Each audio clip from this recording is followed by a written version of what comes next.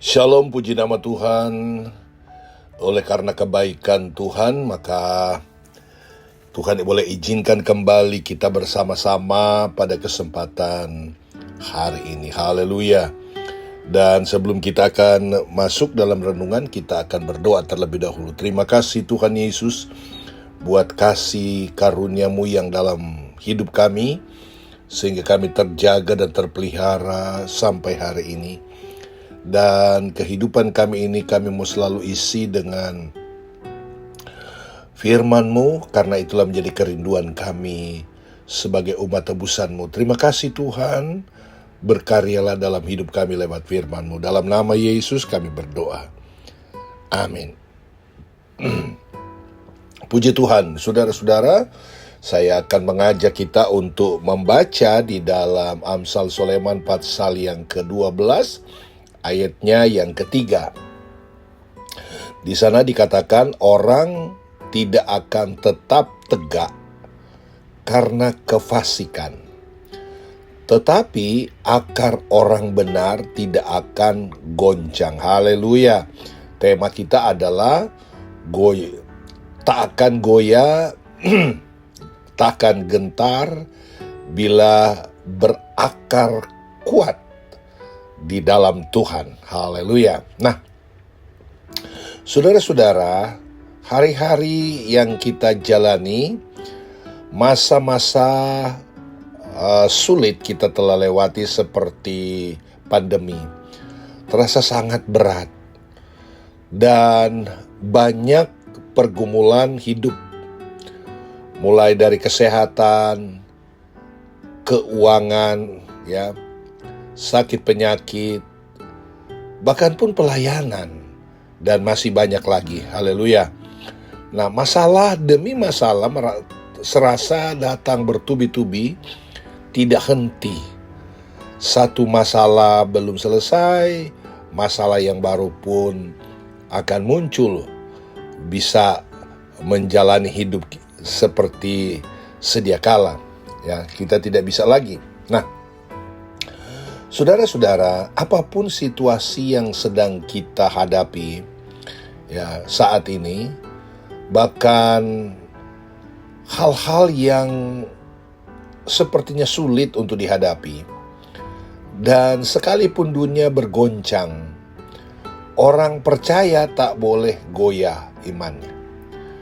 Anak Tuhan tidak boleh goyah imannya, karena kita memiliki Tuhan. Nah, kuncinya kita harus berakar,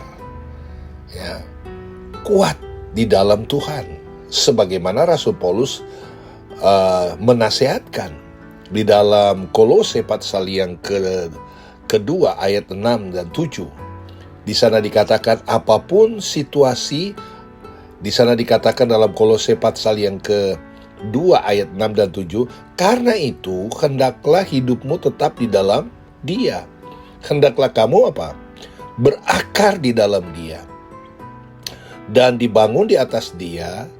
Hendaklah kamu bertambah teguh dalam iman yang telah diajarkan kepadamu, dan hendaklah hatimu melimpah dengan syukur. Nah, saudara-saudara, berakar di dalam Tuhan berarti hidup melekat kepadanya, hidup lengket dengan Tuhan, dan hidup mengandalkan Tuhan. Di dalam Yeremia pasal yang ke-17 ayat 7-8, di sana dikatakan seperti ini. Diberkatilah orang yang mengandalkan Tuhan, yang menaruh harapannya pada Tuhan.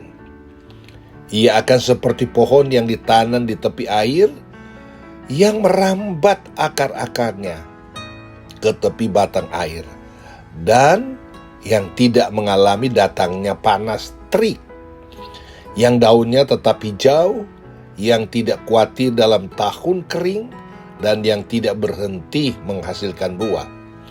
Nah, saudara-saudara, ini adalah satu himbauan daripada Yeremia.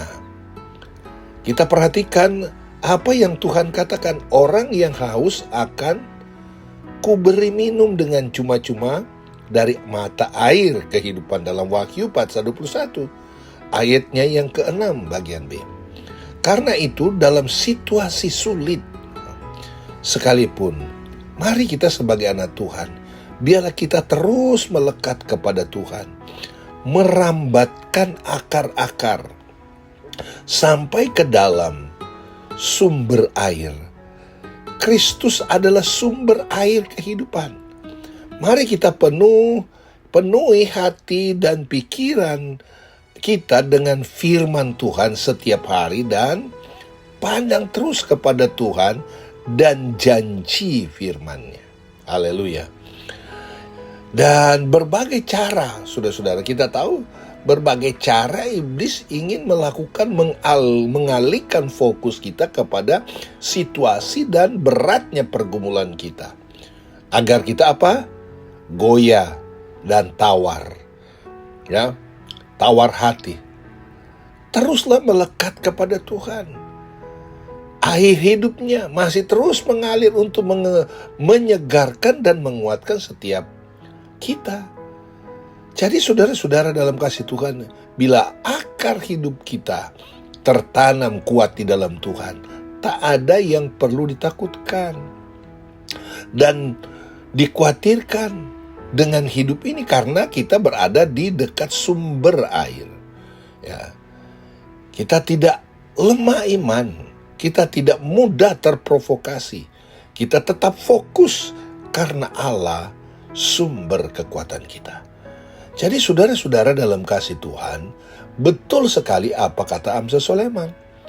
Orang yang tidak akan tetap tegak karena kefasikannya, ya, nggak akan tetap tegak, nggak akan tetap bertahan.